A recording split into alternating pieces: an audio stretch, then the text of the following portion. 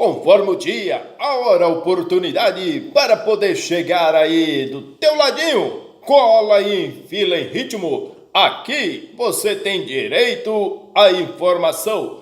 Exatamente. Mantenha-se atualizadíssimo e informadíssimo acerca dos seus direitos. Vamos, nobres senhores, aqui comentar aí a Constituição Federal, artigo por artigo. Vamos discorrer assuntos pertinentes, orientações aí acerca do Supremo Tribunal Federal, as suas decisões, as suas renovações, atualidades e suas técnicas usadas para interpretar a Constituição Federal. Exatamente, nobres senhores, aqui a voz de Newton Marques. Receba aí o meu A de abraço, meu F de fortalecimento, meu S de saudade. Bem-vindos à minha casa. Você que está chegando, comenta, compartilha. Vamos somar, multiplicar e agregar. Um grande beijo no coração. Para mim é uma honra e um imenso prazer ter aí você seguindo. Vamos agora. Ei, não se esquece não. Levanta da poltrona, folgado. Vamos que vamos, nobres senhores. A continuidade. No artigo 37, inciso 3 da Constituição. O prazo de validade do concurso público será até 2 anos, prorrogável uma vez por igual período.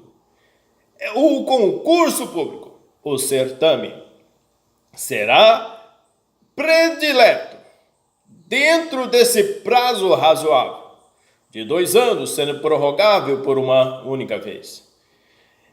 Entretanto, senhor, por um período igual, podendo ser menos, mas a reclamação para o ingresso tem que acontecer, se você é aprovado, tem que acontecer dentro do prazo razoável do concurso público e não posterior ao término.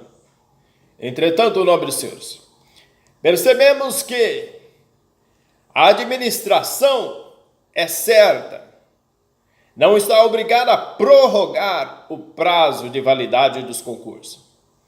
Porém, se novos cargos vêm a ser criados durante tal prazo de validade, mostra-se de todo recomendável que se proceda a essa prorrogação.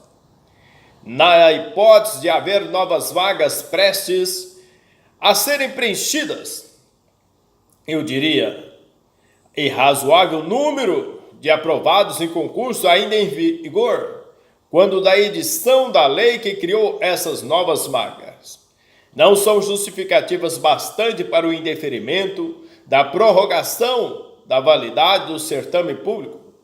Razões, eu diria, de política administrativa interna, relacionado, por exemplo, ao TRE que realizou o concurso. Serviço público, cargo público, concurso, prazo de validade, expiração, pretensão de convocação para a sua segunda etapa. Improcedência, existência de cadastro de reserva, irrelevância, a aplicação de um acordo. O precedente aqui do plenário é que superou a jurisprudência anterior, em especial o julgamento.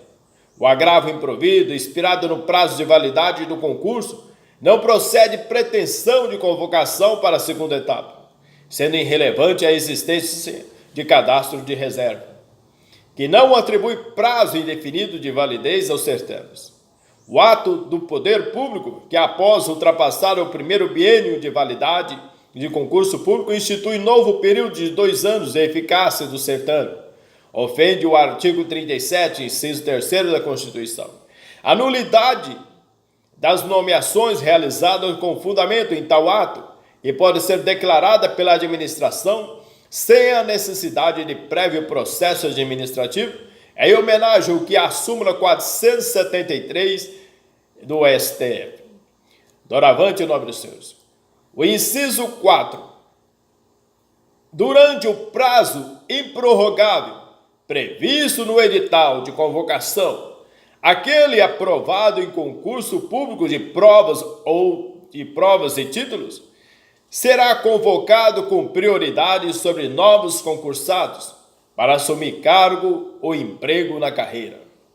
Doravante, a contratação precária para o exercício de atribuições de cargo efetivo durante o prazo de validade do concurso público, respectivo traduz a preterição dos candidatos aprovados e confere a esses últimos direitos subjetivos à nomeação. O concurso público, candidata aprovada inicialmente fora das vagas do edital. Desistência dos candidatos mais bem classificados. Direito a ser nomeado para ocupar a única vaga prevista no edital de convocação. Mesmo aqueles aprovados que desistiram, os melhores classificados poderão superar ou conquistar essas vagas. O direito, por exemplo, de ser nomeada para ocupar a única vaga prevista no edital de convocação. Os precedentes, o tribunal de origem assentou que, com a desistência dos dois candidatos mais bem classificados, para o preenchimento da única vaga prevista no instrumento convocatório, ora classificada inicialmente em terceiro lugar, torna-se a primeira na ordem classificatória, tendo assim assegurado o seu direito de ser convocada para assumir a referida vaga, não se tratando de surgimento de vaga, seja por lei nova ou vacância, mas de vaga já prevista no edital do certame. Aplica-se o caso, por exemplo, dentro desse número razoável que já havia classificado. Pertinente, senhores, relacionado ao concurso público, o texto normativo que assegura o direito de nomeação dentro do prazo de 180 dias para todo candidato que lograr aprovação em concurso público de provas ou de provas de título, dentro do número de vagas ofertadas pela administração pública estadual e municipal.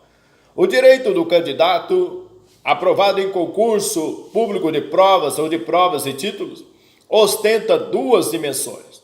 O implícito direito de ser recrutado segundo a ordem descendente da classificação e de todos os aprovados. Concurso é o sistema de mérito pessoal e durante o prazo de validade do respectivo edital de convocação, que é de 2 anos, prorrogável apenas uma vez por igual período. O explícito direito de precedência que os candidatos aprovados em concurso anterior tem sobre os candidatos aprovados em concurso imediatamente posterior, contados que não escoado o prazo daquele primeiro certame, ou seja, desde que ainda é vigente o prazo inicial ou o prazo de prorrogação da primeira competição de provas ou de provas e títulos. Entretanto, o inciso 5º, as funções de confiança exercidas exclusivamente por quem? Por servidores ocupantes de cargo efetivo e os cargos de comissão a serem preenchidos por servidores de carreira. Entretanto, senhor, de antemão, entendemos que a Corte já assentou a necessidade de haver o efetivo exercício da função convencionada para efeito de incorporação de quintos. Por exemplo, o Tribunal Pleno não há amparo legal para obtenção de quintos relativos a período que antecede a criação da função comissionada, ou seja, o período anterior ao efetivo exercício da função comissionada. A mera atribuição de natureza especial ao cargo dos agravantes não suplanta a exigência legal que impõe o efetivo exercício da função comissionada, a partir do respectivo de sua designação. A violação do artigo 37, incisos 2 e 4 da Constituição. Os cargos em comissão criados pela Lei 1939 e 1998 do Estado de Mato Grosso do Sul possuem atribuições meramente técnicas e que, portanto, não possuem o caráter de assessoramento, chefia ou direção exigido para tais cargos, nos termos do artigo 37. Entretanto, senhor, No inciso 6º, é garantido ao servidor público civil o direito à livre associação sindical. Entretanto, senhores, o mérito da alegação de ofensa ao inciso do artigo 8º, ao 6º do artigo 37, entretanto, por interferência em entidade sindical. De antemão, senhores, faculta a formação de sindicato de servidores públicos. De acordo com o artigo 37, inciso 6º, não cabe excluí-los do regime de contribuição legal compulsória, exigível do que? Dos membros da categoria. O inciso 7º, o direito de greve será exercido nos termos e nos limites definidos em lei específica, de acordo com a redação da Emenda Constitucional de 98. Greve de servidor público. Muitos poderiam imaginar a greve no contexto iria geral. Nem todos poderão fazer greve. Exemplo, JBS, diria Casas Bahia, fazer greve. Como essa greve? Sair aí, jungir em greve. Mas servidores públicos, quando falamos sobre a cerca de greve, eles já pegam a sua caixinha de som, o seu carro, volante, e já começam ali a fazer uma greve. Greve de servidor público, desconto pelos dias não trabalhados, legitimidade, a comutatividade inerente à relação laboral entre servidor e administração pública justifica o emprego com os devidos temperamentos, entretanto subjacente ao artigo 7º da Lei 7.783 de 89, segundo a qual, em regra, a participação em greve suspende o contrato de trabalho. Não se proíbe, todavia, a adoção de soluções autocompositivas em benefício dos servidores. A greve, como explicitada a parte final do artigo, parcialmente transcrito e a decisão proferida pelo STF, é questão relativa à greve de servidor público, com fundamento no artigo 37, inciso 7º da Constituição, é da competência desse STF, pois o acordo recorrido decidiu a questão com fundamento em dispositivos constitucionais. O exercício de um direito constitucional é o que é a garantia fundamental a ser protegida por essa Corte, desde que não exercida de forma abusiva, ao considerar que o exercício do direito de greve.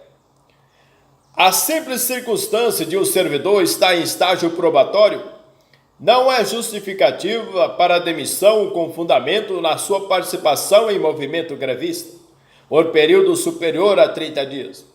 A ausência de regulamentação do direito de greve não transforma os dias de paralisação em movimento grevistas em faltas injustificadas. Direito de greve dos servidores públicos, artigo 37, inciso 7º, a evolução do tema na jurisprudência do STF, apesar das modificações implementadas pela Emenda Constitucional 19 de 98, quanto à modificação da reserva legal da lei complementar para a lei ordinária específica. Observa-se que o direito de greve dos servidores públicos civis continua sem receber tratamento legislativo minimamente satisfatório para garantir que o exercício dessa prerrogativa é em consonância com os imperativos constitucionais. Doravante, é permitido e tolerável, mas não se mostra justo, ou seja, um mínimo razoável que o candidato, por exemplo, de portador de deficiência física, na maioria das vezes limitado pela sua deficiência, esteja em aparente desvantagem em relação aos demais candidatos, devendo a ele ser garantido que a observância do princípio da isonomia, que quero dizer que significa igualdade. Iguais com os iguais, desiguais com os desiguais. O STF, buscando garantir razoabilidade à aplicação do disposto no Decreto 3.298 de 99, entendeu que o referido diploma legal deve ser interpretado em conjunto com a Lei 8.112 de 90. Assim, as frações mencionadas deverão ser arredondadas para o mínimo número subsequente, desde que respeitando o limite máximo de 20% das vagas oferecidas no certame. Concurso público, pessoa portadora de deficiência, a reserva o percentual de vagas em empregos públicos, a ocorrência na espécie dos requisitos necessária ao reconhecimento do direito vindicado pelo recorrente. Atendimento no caso da exigência de compatibilidade entre o estado de deficiência e o conteúdo ocupacional ou função do cargo público disputado, independente de a deficiência produzir dificuldade para o exercício da atividade funcional.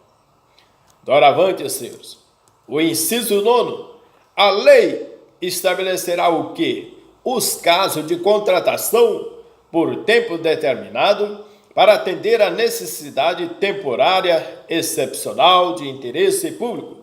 Contratação de professores para serviços temporários. Para esse tem que ser temporário de excepcional interesse público. Também contratação para o efetivo temporário é para servidores que vão atuar na área da saúde. Ação direta de inconstitucionalidade de lei municipal em face de trecho da Constituição do Estado de Minas Gerais que repete o texto da Constituição. A contratação temporária por tempo determinado para atendimento à necessidade temporária excepcional, interesse público. A previsão em lei municipal de atividades ordinárias e regulares. Entretanto, senhores, é inconstitucional a lei em comento, eis que as normas não respeitou a Constituição. A imposição constitucional da obrigatoriedade do concurso público é peremptória e tem como objetivo resguardar o cumprimento de princípios constitucionais, dentre eles os da impessoalidade, da igualdade e da eficiência. O que quero dizer que, embora a pessoa contratada para serviços temporários, em tese, poderemos afirmar que esta contratada não deveria, consequente e subsequente, ser recontratada. Mas caso haja interesse público, poderá ser admitido, mas sujeita-se à inconstitucionalidade, porque não estará respeitando aí o princípio da impessoalidade, da igualdade e da eficiência. Via de regra, concurso público. Entretanto, nobre senhor, nos casos em que a Constituição atribui ao que o legislador o poder de dispor sobre situações de relevância autorizadoras da contratação temporária de servidores públicos, exige-se o ônus da demonstração e da adequada limitação das hipóteses da exceção ao preceito constitucional da obrigatoriedade do concurso público. O legislador, ao fixar os casos autorizadores de contratação de professores substitutos, atendeu à exigência constitucional da reserva qualificada de lei formal para as contratações temporárias, em procedência da alegada inconstitucionalidade, de acordo aí com os incisos 4º e do parágrafo 1º do artigo 2º da Lei 8.745 de 93. Entretanto, senhores, contudo, ao admitir genericamente a contratação temporária em órgãos específicos, o legislador permitiu a continuidade da situação excepcional, sem justificativa normativa adequada. A convivência da limitação dos efeitos da declaração de inconstitucionalidade reconhecidas, as peculiaridades das atividades em questão. Somente a administração ela pode movimentar a própria máquina para contratar ou descontratar, quando bem conveniente interesse. Entretanto, senhor, em caso análogo ao que ora se debate, esse STF assentou que é devida a extensão do direito previsto no artigo 7º da Constituição a servidor contratado temporário com base em lei local regulamentadora do artigo 37, inciso 9 da Constituição, principalmente nos casos de contratos sucessivamente prorrogados. Ressalto que, em casos de análogos, esta Suprema Corte tem conhecido que a existência de leis municipais autorizando a contratação de agentes públicos para atender a necessidade excepcional e interesse público afasta a tipicidade da conduta referente ao artigo 1º, inciso 8º do Decreto-Lei 201 de 67, que exige a nomeação, admissão ou designação de servidor com expressa disposição de lei. Nem se diga como se colhe o acordo proferido pelo STF, que superveniência da Lei 8.745 de 93, de cunho mais restrito. Entretanto, senhores, de antemão, percebe que o artigo 37, inciso 10, a remuneração dos servidores públicos e o subsídio de que trata o parágrafo 4º do artigo 39, somente poderão ser fixadas ou alteradas por lei, observado que a iniciativa privativa, em caso assegurada a revisão geral anual, sempre na mesma data, e sem distinção de indícios. Entretanto, o reajuste de 28,86% concedida aos servidores militares pela Lei 8.622 de 93 e 8.627 de 93, estende a quem aos servidores civis do Poder Executivo, observando as eventuais compensações decorrentes dos reajustes diferenciados concedidos pelos mesmos diplomas legais. A súmula vinculante 51. Não cabe ao Poder Judiciário, que não tem função legislativa, aumentar o vencimento dos servidores públicos sobre o fundamento de isonomia. Entretanto, senhores, a revisão geral, a Lei 10.331 de 2001, regulou o que o artigo 37, inciso 10 da Constituição, conferindo-lhe eficácia plena, e está em vigor desde 19 de dezembro de 2001. A concessão de reajustes setoriais com a finalidade de corrigir distorções remuneratórias existentes no padrão remuneratório de carreira militar em seus diferentes postos não ocasiona o que? Ofensa ao princípio da isonomia ou do reajuste geral dos vencimentos. Entretanto, senhores, percebemos que, de antemão, em certo tema de remuneração dos servidores públicos, estabelece a Constituição o princípio da reserva de lei. É dizer, em tema de remuneração dos servidores públicos, nada será feito senão mediante lei específica. Inconstitucional formal do ato conjunto 1 de 5 de 11 de 2004 da mesa do Senado Federal da Câmara dos Deputados. O inciso 10 do artigo 37 da Constituição autoriza a concessão de aumentos reais aos servidores públicos lato sensu e determina a revisão geral anual das respectivas remunerações, sem embargos da divergência conceitual entre as duas espécies de acréscimo salarial inexistentes, esse óbice de ordem constitucional para que a lei ordinária disponha com antecedência que o reajuste individualizado no exercício anterior seja deduzido da próxima correção ordinária. O inciso 11.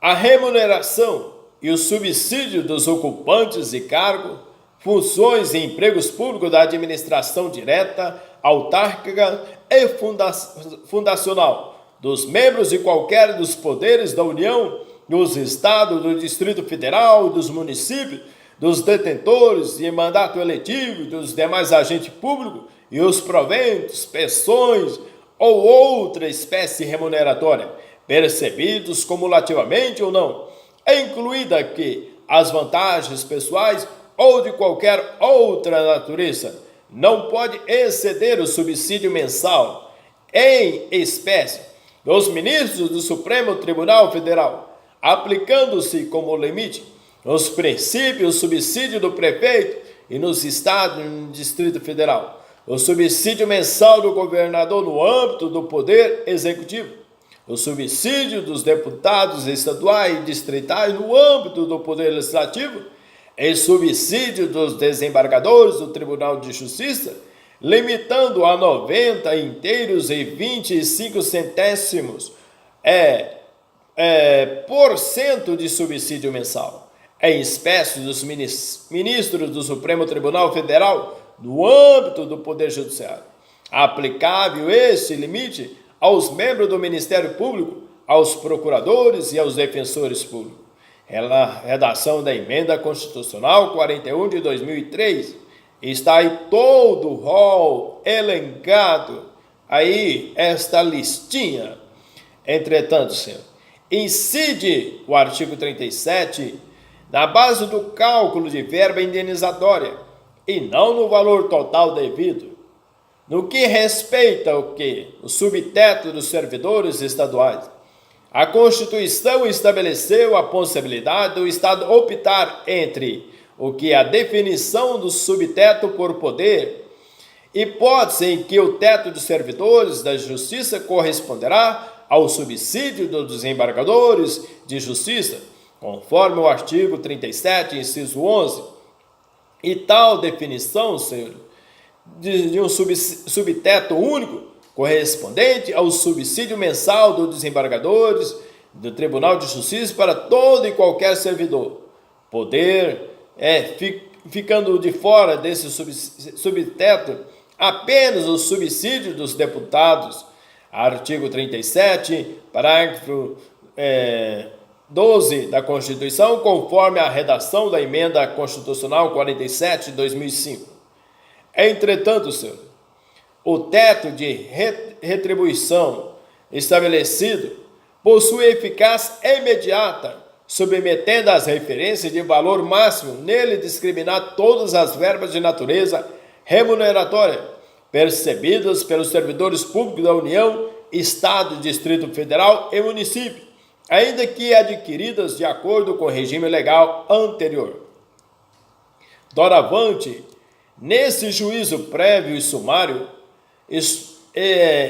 conquanto essa ostensiva distinção de tratamento que está registrado na Constituição, entre as situações de membros de magistratura federal e estadual, parece vulnerar a regra primária da isonomia.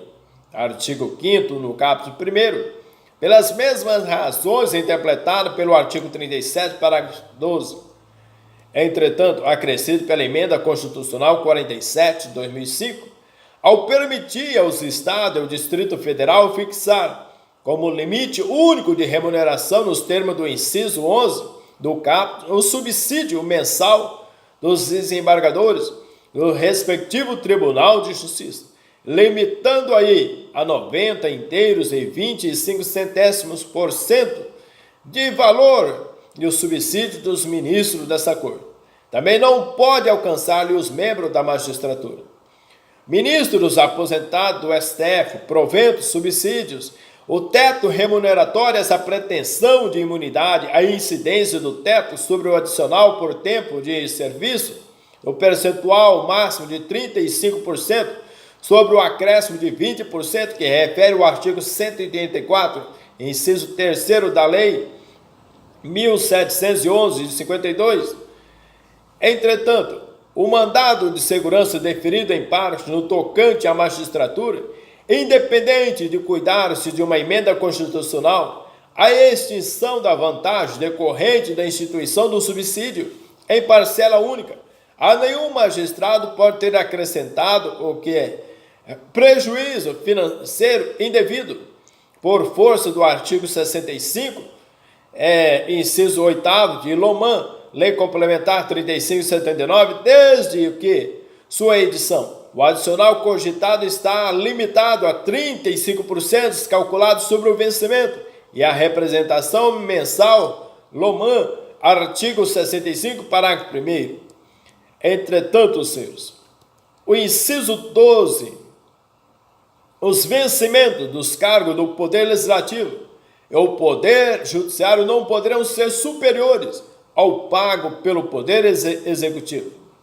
Não há ofensa ao dispositivo no artigo 37, que está registrado no inciso 10 e 12 da Constituição do Brasil, como ponderou o ministro Célio Borja, relator à época, arguiu-se o que a violação do inciso 7º do artigo 37 da Constituição não está aí proclamado o que a isonomia remuneratória prescrita, o alhures aí do artigo 39, parágrafo 1º, para os cargos, aliás, de atribuições iguais ou assemelhadas do poder ou dos poderes executivo, legislativo e judiciário, o que o inciso 7º do artigo 37 da Constituição cria um limite, não uma relação de igualdade. Entretanto, senhor, é inconstitucional a vinculação dos vencimentos de servidores estaduais ou municipais a índices federais de correção monetária. Súmula vinculante 42. A jurisprudência dessa Corte é firme quanto à inconstitucionalidade da vinculação entre subsídio dos membros do Ministério Público e da magistratura em afronta ao artigo 37, inciso 8º da Constituição. A jurisprudência da Corte é pacífica no que tange ao não cabimento de qualquer espécie de vinculação da remuneração dos servidores públicos, repelindo assim a vinculação da remuneração dos servidores do Estado a fatores alheios à sua vontade e ao seu controle, seja as variações de índices de correção editado pela União, seja os pisos salariais profissionais. A lei maior